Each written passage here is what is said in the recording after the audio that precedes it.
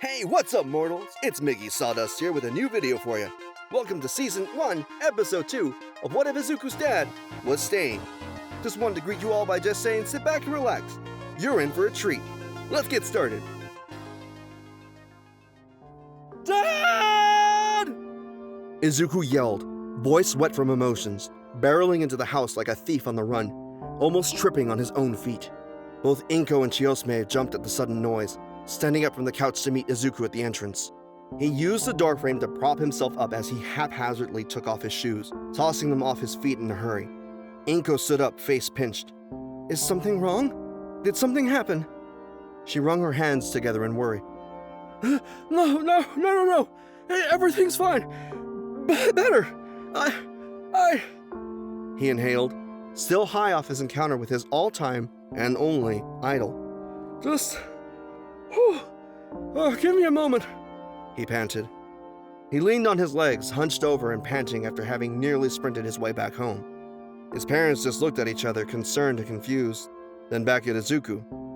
With one last gasp, he caught his breath and was ready to ramble, hyper-energy bubbling at his core.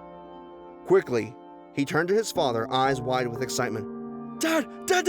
You'll never believe what happened today! His father just smiled, happy his son seemed happy. What happened today, Izuku? Izuku stopped bouncing on his heels, smiling widely. I met All Might! He squealed, unable to contain it anymore. He wanted to say it in a more controlled way, cocky and gleeful. Obviously, he failed at that. Several emotions passed through his father's face. First, neither of his parents reacted. Then, slowly, he could see both of them go first through shock, denial, and then excitement. His mother cupped her hands over her mouth, eyes wide. His father, on the other hand, smiled slowly and widely, teeth showing just as fiercely as Izuku's. Quickly, he put his hands on his shoulders, shaking Izuku out of excitement, and Izuku's building because of it. He asked, Where? When? How? Was he everything I... Of course he was. What did he say? I was attacked by a villain. The shaking stopped, hands still gripping Izuku's shoulders. What? Both his parents asked in tandem. But then All Might was there. He beamed, hoping to quell his parents' anxiety. He still felt high off the rescue. He saved me, and it was so fast, like, whoa! How could he even stuff sludge into freaking soda bottles? It was like so cool. He smiled at his parents, eyes watering again. And he told me that I could be a hero. His father put his hand on his shoulder again, this time stable and strong and steady. Of course you can be a hero, Izuku. He gave a feral grin to his son. Especially if All Might says so. Izuku hiccuped a sob. Chiosme pulled his son in for a hug. After a few moments, Izuku realized he had forgotten something. Oh! He said, wiping tears from his face as he dug through his backpack. Pulling out his prize, he displayed the page to his father, proud and gleaming. He signed papers for us! His father gaped, not responding for a few moments. Dad? Then, in the blink of an eye, he snatched the page with his name on it. He let out a half-strangled scream, still trapped inside his throat, unable to look away from the page. Inko just shook her head, half smiling in amusement. She looked over at Izuku, and her face bled into that of concern. Izuku looked over at her, his giddiness starting to fade into worry. Mom, what's wrong? Huh? She looked confused. Then he smiled. Oh! She waved him off, masking any other emotion she had with playfulness. It's nothing. Although her smile didn't quite reach her eyes, Izuku didn't say anything. This is a special day for you two.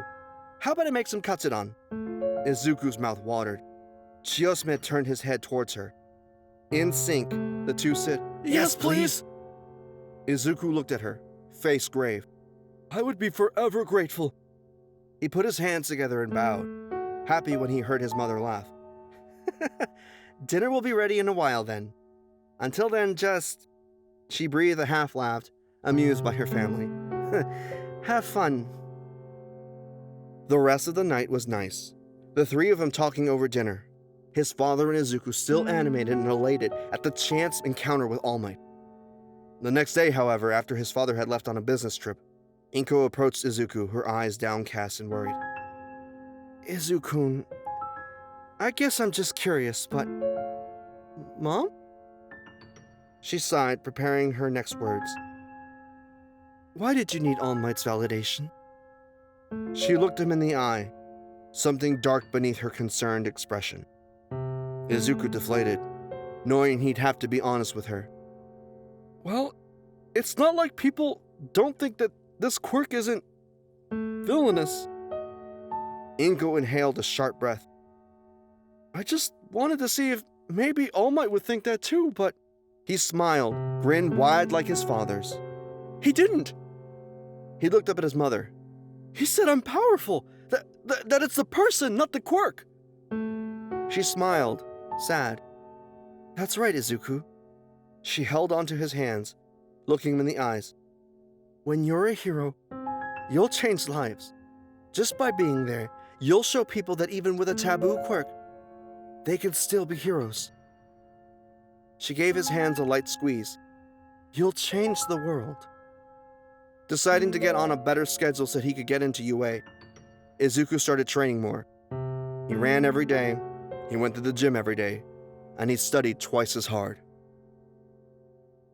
This video is sponsored by Honey. Honey is a free browser add-on available on Google, Opera, Firefox, Safari. If it's a browser, it has Honey. Honey automatically saves you money when you check out on sites like Amazon, Papa John's, and Kohl's. Whenever you shop, it's a good chance that Honey can save you money.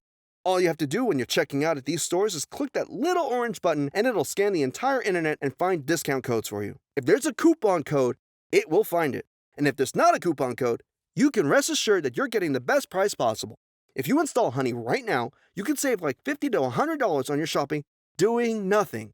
There's literally no reason not to install Honey. It takes 2 clicks, 10 million people use it, 100,000 5-star reviews. Unless you hate money, you should install Honey. Thank you again to Honey for sponsoring this video. He decided to use the local beach as an obstacle course, polluted and littered as it was.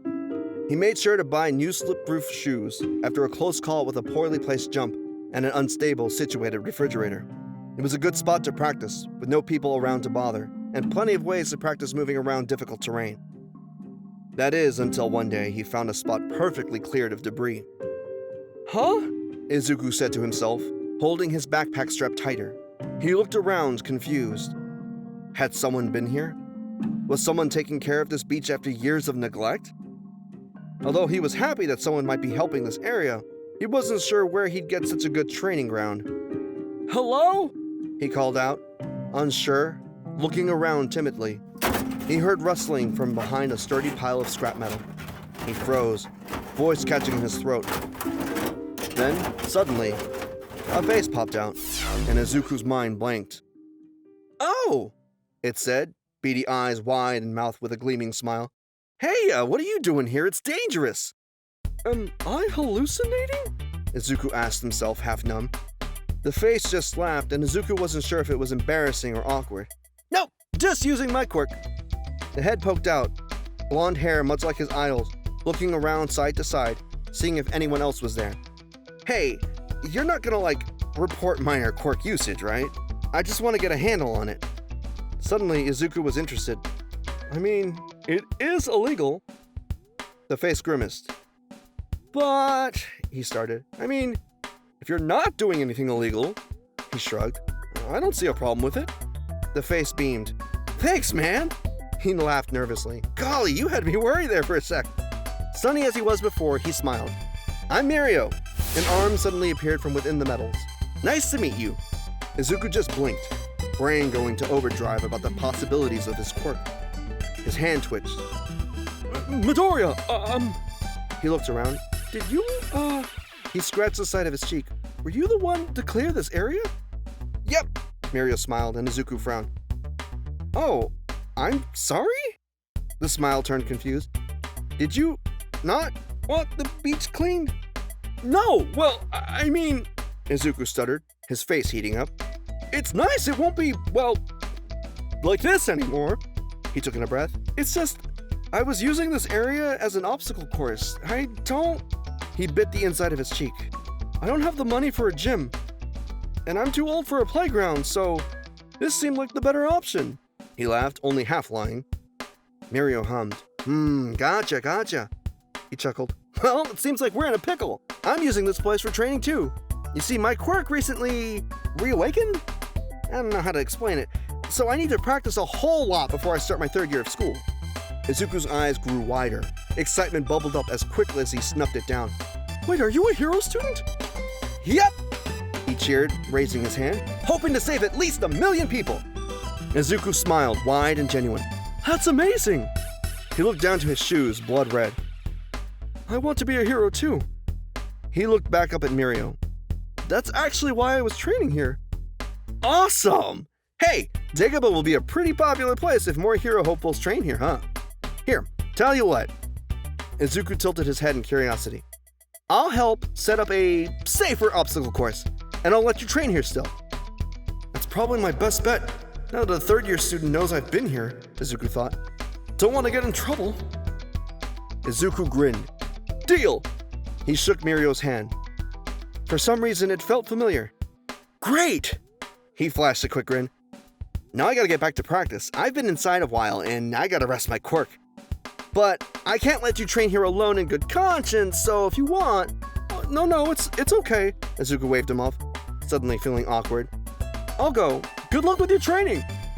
Mirio gave him a thumbs up and a wink. Will do, and same to you.